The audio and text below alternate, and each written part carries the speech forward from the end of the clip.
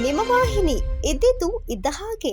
ಕರ್ನಾಟಕ ವಿದ್ಯುತ್ ಪ್ರಸರಣ ನಿಗಮ ನಾಗಮಂಗಲ ನೌಕರರ ಸಂಘ 659ರ 3 ವರ್ಷ ಅವಧಿಗೆ ಪ್ರಾಥಮಿಕ ಪ್ರತಿನಿಧಿಗಳ ಚುನಾವಣೆಗೆ ನಾಗಮಂಗಲ ಮತ್ತು ಬೆಳ್ಳೂರಿನ ಕೆಪಿಟಿಸಿಎಲ್ ಕಚೇರಿಗಳಲ್ಲಿ ಇಂದು ಕೆಪಿಟಿಸಿಎಲ್ ನೌಕರರು ಮತದಾನ ಮಾಡುವ ಮೂಲಕ ಕೆಎಲ್ ನಾಗರಾಜ್, ರವಿಕುಮಾರ ಮತ್ತು ದಿನೇಶ್ ಅವರನ್ನು ಆಯ್ಕೆ ಮಾಡಿರುತ್ತಾರೆ ಎಂದು ಚುನಾವಣಾಧಿಕಾರಿ ಸಹಾಯಕ ಇಂಜಿನಿಯರ್ ಹರೀಶ್ ಅವರು ಘೋಷಣೆ ಮಾಡಿ ಗೆದ್ದ ಅಭ್ಯರ್ಥಿಗಳಿಗೆ ಪ್ರಮಾಣ ಪತ್ರ ವಿತರಣೆ ಮಾಡಿದರು.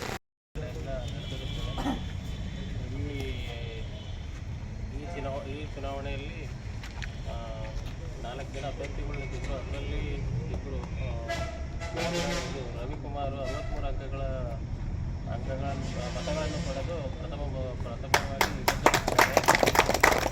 ಹಾಗೂ 2ನೇ ಸ್ಥಾನವನ್ನು ನಾಗರಾಜರವರು ತಗೊಂಡು 61 ಮತಗಳಿಂದ 2ನೇ ಸ್ಥಾನದಲ್ಲಿರುತ್ತಾರೆ.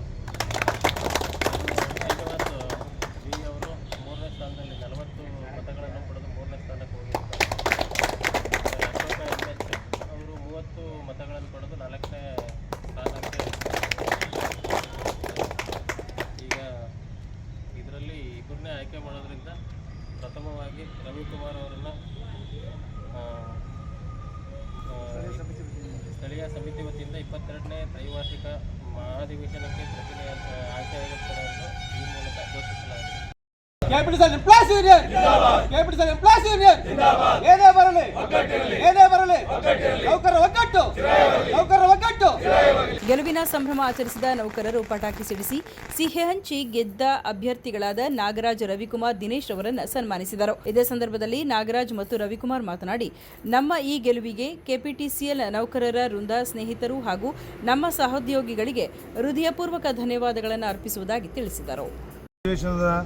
ಅಂಗವಾಗಿ ನಡೆದ ಚುನಾವಣೆಯಲ್ಲಿ ನಮ್ಮ ತಂಡ 3ಕ್ಕೆ 3 ಪ್ರತಿನಿಧಿಗಳನ್ನು ನಾವು ವಿಜಯಶಾಲಿಯಾಗಿದ್ದೀವಿ. ಈ ವಿಜಯಶಾಲಿಗೆ ಕಾರಣರಾದಂಥ ನಾಗಮಂಗಲ ವಿಭಾಗದ ಎಲ್ಲ ಅಧಿಕಾರಿ ನೌಕರರಿಗೆ ಮತ್ತು ಎಲ್ಲ ನನ್ನ ಸ್ನೇಹಿತರಿಗೆ, ಬಂಧು ಭಗಿನಿಯರಿಗೆ ನಾನು ಹೃದಯಪೂರ್ವಕವಾದ ಧನ್ಯವಾದಗಳನ್ನು ಸಲ್ಲಿಸ್ತೇನೆ. ನೌಕರರಿಗೆ ವಂದನೆಗಳು. ನನಗೆ ಈಗ ಎಲ್ಲ ಎಲೆಕ್ಷನ್ ವೋಟ್ ಮಾಡಿರೋದಕ್ಕೋಸ್ಕರದಿಂದ 63 ಅಂಕಗಳನ್ನು ಪಡೆದಿದ್ದೇನೆ.